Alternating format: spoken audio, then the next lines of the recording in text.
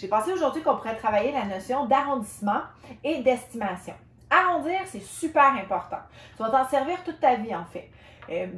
Au primaire, c'est sûr que nous, on t'exige d'arrondir un peu plus avec des balises très strictes. Par exemple, arrondi à la centaine, arrondi à la dizaine de mille, etc.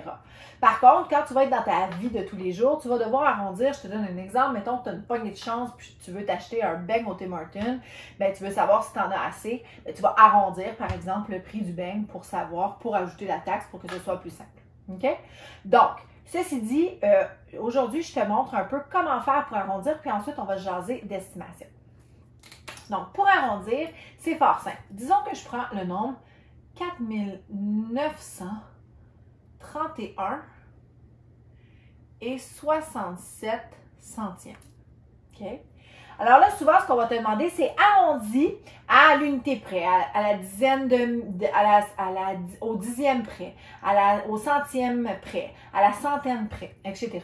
Donc, ce que tu vas faire, par exemple, si je te demande d'arrondir à la dizaine près, tu vas aller dire, bon, ben, je vais arrondir à la dizaine, je souligne ma dizaine. C'est important que tu connaisses les positions de tes nombres. Une fois que tu as fait ça, tu vas regarder son voisin de droite. Et le voisin de droite, il y a deux possibilités. Ou bien il est entre 0 et 4. Et s'il est entre 0 et 4, ça devient facteur neutre. Tu ne touches à rien au niveau de ta dizaine. Parce que la transaction a lieu sur ta dizaine. OK? Pour commencer. Ou bien il est entre 5 et 9. Et là, à ce moment-là, tu vas devoir transiger. En ajoutant 1 à l'élément que tu es en train d'arrondir. OK? Donc, par exemple, 4931. Donc, si je veux arrondir à la dizaine près, je vais souligner ma dizaine. Je regarde le voisin de droite, c'est 1. Je suis entre 0 et 4, élément neutre. Donc, je vais tout simplement reprendre ce qui est à gauche parce que ça n'a pas d'importance. On ne touche à rien. Je laisse mon 3 à la dizaine tel qu'il est présentement et tout le reste devient des zéros. Alors, 4931 et 67 centièmes deviendrait, arrondi à la dizaine près, 4930. Par exemple, je vais essayer d'arrondir, mais cette fois-ci, non pas à la dizaine près, mais on va arrondir à la centaine près. Ou, non, on va arrondir à l'unité de mille près. OK?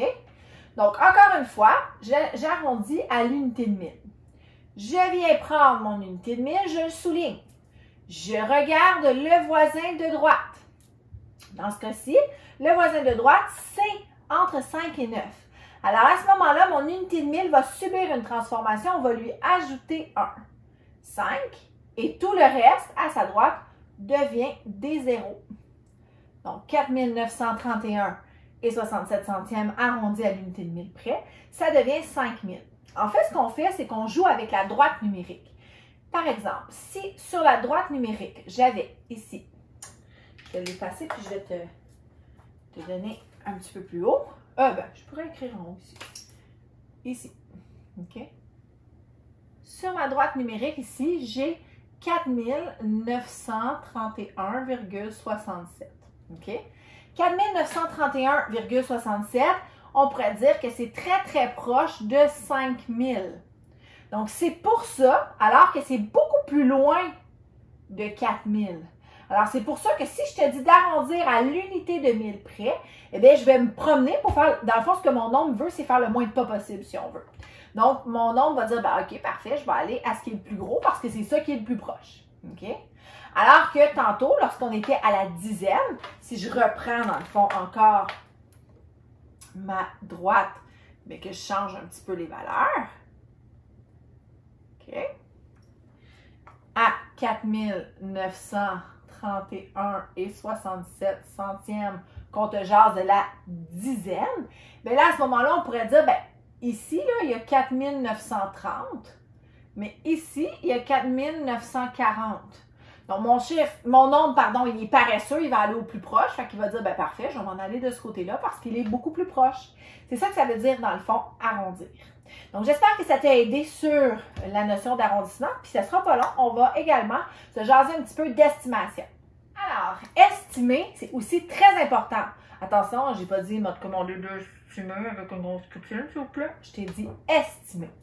Hein? L'estimation, c'est une notion importante en mathématiques parce que tu t'en sers pas de façon séparés, puis de façon ponctuelle. Tu t'en sers vraiment de manière globale lorsque tu travailles dans plusieurs domaines, notamment lorsque tu fais des problèmes mathématiques. C'est important d'estimer parce que estimer, ça te permet de voir si ta réponse est complètement dans le champ ou si tu n'es pas pire. OK?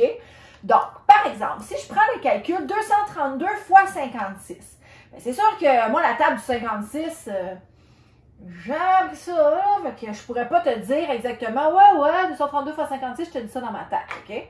Peut-être qu'il y en a qui sont des petits génies grand bien en face, mais de façon naturelle, la majorité de l'être humain ne peut pas résoudre 232 fois 56 comme ça. Donc, on va aller voir, on va se dire, ben, je vais estimer à peu près combien je crois que ça pourrait donner autour d'eux. Puis si ma réponse est vraiment dans le champ par rapport à ça, ben là, à ce moment-là, je sais que j'ai fait une erreur de calcul ou une erreur de table, par exemple. Parce que tu sais qu'en théorie, tes tables, tu dois les maîtriser depuis ta 5e année. Mais ça se pourrait des fois que, bon, ça peut arriver des erreurs. Des erreurs, ça arrive à tout le monde, où il y a certaines tables qu'on maîtrise moins bien.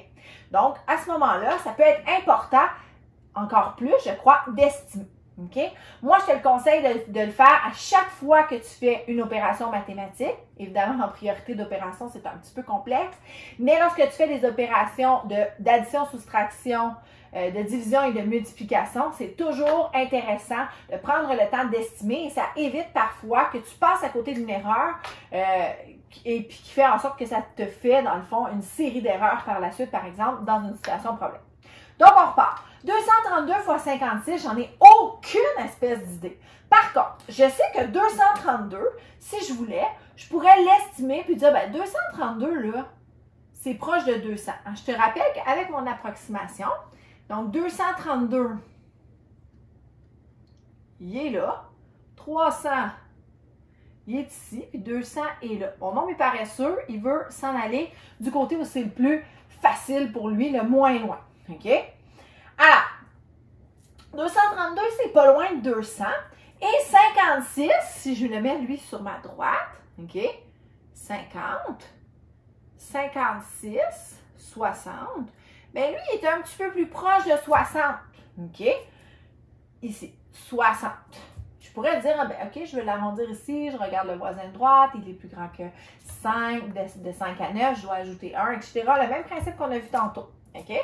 Une fois que j'ai fait ça, bien ça, j'ai pas besoin de me casser trop la tête pour ça. C'est une notion de calcul mental que tu as déjà vue. Hein? 2 fois 6, ça fait 12. Bam, bam, bam. J'ajoute les 3 zéros. Ma réponse devrait tourner autour de 12 000. Évidemment, j'ai quand même diminué ce nombre-là de 32. Fait que c'est sûr que si ça ne te donne pas 12 000 piles, fais pas une attaque, là, OK? Couche-toi pas par terre en tremblant tout ton corps. C'est normal, OK? Mais ça nous donne une idée que notre réponse tourne autour de ces eaux-là. Évidemment, si ça me donne 55 000, bien, clairement, je me suis trompée quelque part. Comme si ça me donne 7 000, je me suis trompée quelque part. Si ça me donne 13 808, je suis quand même pile poil, peut-être pas pile poil, mais presque dessus. D'accord? Donc, on y va maintenant, on fait le calcul réellement pour aller valider. Donc, c'est une notion qu'on a vue dans une capsule précédente. Donc, 6 fois 2, 12. 6 fois 3, 18 plus 1, 19. 6 fois 2, 12. Oh, j'allais oublier ma retenue, tu vois. 6 fois 2, 12, 13. Je m'en vais travailler aux dizaines. Hein? 5 fois 2, 10. 5 fois 3, 15, 16. 5 fois 2, 10, 11. 2, 9, 9, 2, 12 992. Donc, mon estimation était super. Puis, j'ai pu savoir que ma réponse, donc je peux décider de refaire le calcul, je peux le refaire à l'envers, plein de techniques comme ça qu'on t'a montré au fil des années. Mais tu pourrais aussi dire, bon ben regarde, je sais que mon estimation, elle était bonne. À ce moment-là, je peux me fier que ce que j'ai fait, c'est probablement très bon. Hein? Tantôt, si je m'étais trompée, et que j'avais, exemple, oublié certains éléments, bien là, je m'en serais probablement rendu compte à ce moment-là. Donc, j'espère que ça t'a aidé pour toute la notion d'estimation et également pour la notion de l'approximation. Puis, on se revoit pour une prochaine capsule. Salut!